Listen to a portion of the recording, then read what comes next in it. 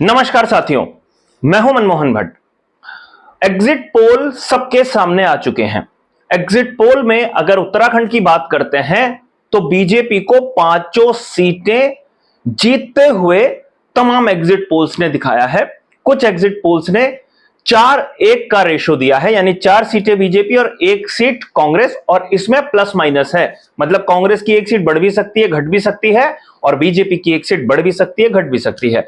लेकिन ज्यादातर की माने तो बीजेपी पांचों लोकसभा सीटें जीत सकती है, इस तरीके का अनुमान लगाया गया है। और 1 सीट बीजेपी हार भी सकती है, 1 सीट कांग्रेस के खाते में आ सकती है, इस तरीके का अनुमान भी लगाया गया है। वो सीट कौन सी होगी स्पष्ट रूप से बताया तो नहीं गया है, लेकिन पौड़ी गढ़वाल सीट का उसमें खास तौर पर जिक्र किया जा सकता है, जिसमें गणेश गोदियाल अनिल बलूनी को टक्कर देते हुए नजर आ रहे थे जिस समय चुनाव का प्रचार चल रहा था। अब जब एग्जिट पोल आ गए तो खुसर फुसर दोनों ही पार्टियों में शुरू हो गई। बीजेपी की बात करेंगे बाद में, लेकिन पहले बात करते हैं कांग्रेस की। कांग्रेस में खुसर फुसर अलग अलग प्रकार से हुई। कांग्रेस के कई नेताओं की प्रतिक्रिया आई। औपचारिक रूप से प्रतिक्रिया यह थी कि 2004 के एग्जिट पोल पूरी तरीके से गलत साबित हुए थे। तमाम अखबारों ने, तमाम चैनल्स ने उस समय के एग्जिट पोल में वाजपेयी के गठबंधन वाली बीजेपी के नेता थे अटल बिहारी वाजपेयी, और उनका गठबंधन जो था एनडीए, उसको बढ़त बनाते हुए दिखाया गया था। उनकी सरकार बनती हुई दिखाई गई थी, लेकिन उल्टा हुआ। कांग्रेस का गठबंधन चुनाव बनाने में, सरकार बनाने में कामयाब हो गया।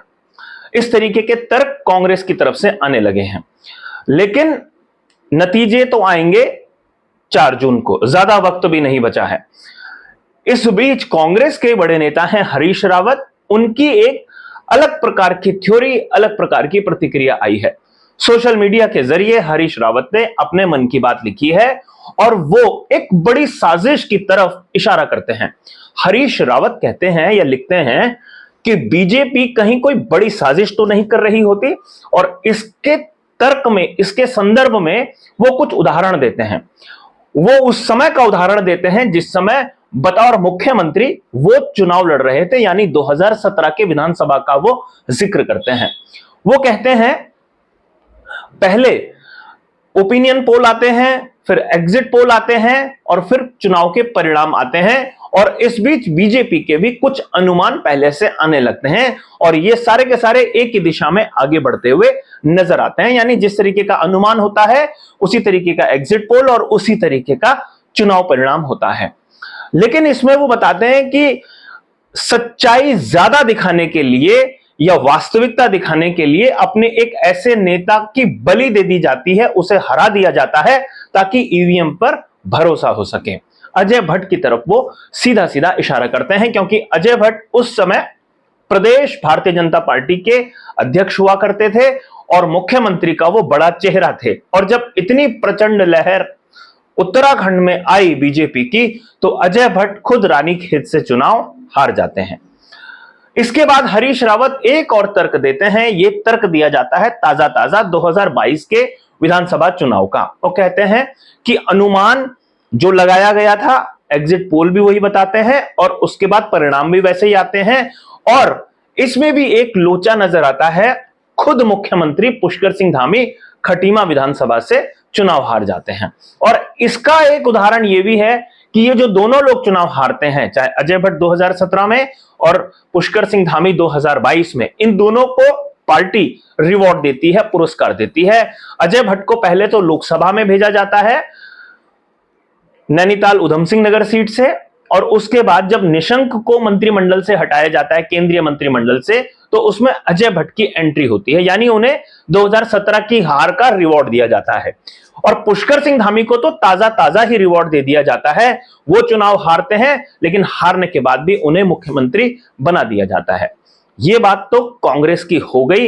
इस खुसर फुसर का अंदाजा स्पष्ट है कि ओपिनियन पोल, एग्जिट पोल और चुनाव परिणाम पहले से फिक्स है, और इसमें सच्चाई दिखाने के लिए अपने कुछ नेताओं को हरा दिया जाता है, ताकि ईवीएम पर ज्यादा संदेह कोई ना करे। यह बात तो होनी ही थी पहले दिन से, जब परिणाम अपेक्षा के अनुरूप नहीं आते तो ईवीएम की बात अक्सर होती ही है, आज से नहीं होती, पिछले कई वर्षों से हो रही है। अब बात करते हैं बीजेपी की। बीजेपी में भी खुसर फुसर हो रही है। अब 4 जून के बाद उत्तराखंड में क्या होगा, इसको लेकर कई तरीके की चर्चाएं हो रही हैं। मुख्यमंत्री पुष्कर सिंह धामी कई दिनों की चुनावी यात्रा, चुनाव प्रचार, चुनाव रैलियों के बाद अब उत्तराखंड पहुंच गए हैं। उत्तराखंड में उन्होंने अपने जो अधिकारी हैं उनसे तो वार्तालाप कर लिया है, पार्टी के भी कुछ लोगों से वार्तालाप कर लिया है, लेकिन एक खबर यह आई है इस बीच कि जो स्थानीय निकाय के चुनाव होने थे उन्हें फिलहाल 3 महीने के लिए टाल दिया गया है। यानी जो बीजेपी की स्ट्रेटेजी होती है अपनी पूरी की पूरी ताकत लगाने की, जैसा हमने देखा कि 7 चरणों में अगर चुनाव होते हैं तो पूरे देश भर की जो बीजेपी होती है उसके प्रभावशाली नेता होते हैं, उन सारे नेताओं को उस एक क्षेत्र में लगा दिया जाता है जहां जहां चुनाव हो रहे होते हैं और ऐसे ही फिर दूसरी जगह लगाया जाता है। उत्तराखंड में भी कुछ इसी तरीके की करने की कोशिश हो रही है कि किस तरीके से अब लोकसभा चुनाव के बाद स्थानीय निकाय के चुनाव होंगे तो उसे फिलहाल टाल दिया जाए और रणनीति बनाने का मौका सरकार को मिल जाएगा। हालांकि इसमें एक तर्क यह भी है कि अगले 15 दिन में तो मानसून उत्तराखंड में हिट कर जाएगा, 15-20 दिनों में, और मानसून के दौरान चुनाव संपन्न कराना आसान नहीं है और पहले आचार संहिता लगाई नहीं जा सकती थी क्योंकि ऑलरेडी एक आचार संहिता लोकसभा चुनाव की लगी हुई थी। और अगर अब 6 तारीख को आचार संहिता हटती है तो उसके 40-45 दिन का समय अगर दिया जाएगा तो वो कहीं जून के आखिर में या जुलाई के पहले या दूसरे हफ्ते में जाकर चुनाव संपन्न कराए जा सकते हैं और उस समय मानसून प्रदेश भर में होगा, इसलिए उसे टाला गया है। तो ये खुसर फुसर स्थानीय निकाय चुनाव के संदर्भ में भी होनी शुरू हो गई है कि वो सितंबर तक संभव हो सकते हैं जब मानसून थोड़ा सा हल्का पड़ रहा होगा। अब कई लोग ये भी बात कह रहे हैं एग्जिट पोल आने के बाद कि बीजेपी के बड़े नेता कौन कौन उभर कर आएंगे। जाहिर सी बात है जो जो लोग चुनाव जीतेंगे वो अपना अपना कद बढ़ाएंगे। बीजेपी में कुछ बड़े नेता चुनावी मैदान में है। अजय भट्ट पहले से ही लोकसभा में है, उनका एक अलग धड़ा है। अजय टम्टा की भी छोटी मोटी एक कोटरी है।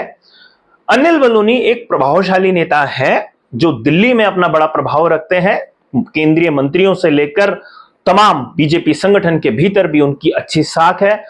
एक पावर सेंटर वहां पर बन सकता है और पूर्व मुख्यमंत्री त्रिवेंद्र सिंह रावत की जीत के बाद एक और पावर सेंटर बन सकता है बीजेपी के भीतर। हालांकि पहले से ही पावर सेंटर गुटबाजी की बात होती है, लेकिन ये अब नए पावर सेंटर्स बनकर उभर कर सामने आ सकते हैं, इस तरीके की बात होने लगी है। कांग्रेस के भीतर क्या होगा इन चुनाव परिणामों के बाद? क्या कुछ नेता कांग्रेस की राजनीति के हाशिए पर चले जाएंगे या कुछ नेता ऐसे होंगे जो उभर कर सामने आएंगे और उनको केंद्रीय नेतृत्व बड़ी जिम्मेदारी के लिए तैयार कर सकता है? जब इसकी चर्चा कुछ लोगों से की जाती है तो पता स्पष्ट रूप से चलता है कि गणेश गोदियाल को जिस तरीके से केंद्रीय नेतृत्व ने अपने महत्वपूर्ण लोकसभा क्षेत्रों के प्रचार के लिए बुलाया है तो उन्हें बड़ी जिम्मेदारी मिल सकती है, चाहे वो चुनाव जीते चाहे वो चुनाव हारे। ये बात स्पष्ट हो गई है। लेकिन बहुत सारे कांग्रेस के ऐसे नेता हैं जिनकी राजनीतिक हैसियत इस चुनाव परिणाम के बाद कांग्रेस पार्टी के भीतर ही थोड़ी सी घटती हुई नजर आ सकती है। अभी के लिए साथियों इतना ही। अगली रिपोर्ट में आपसे फिर मुलाकात होगी, तब तक इजाजत दीजिए। नमस्कार।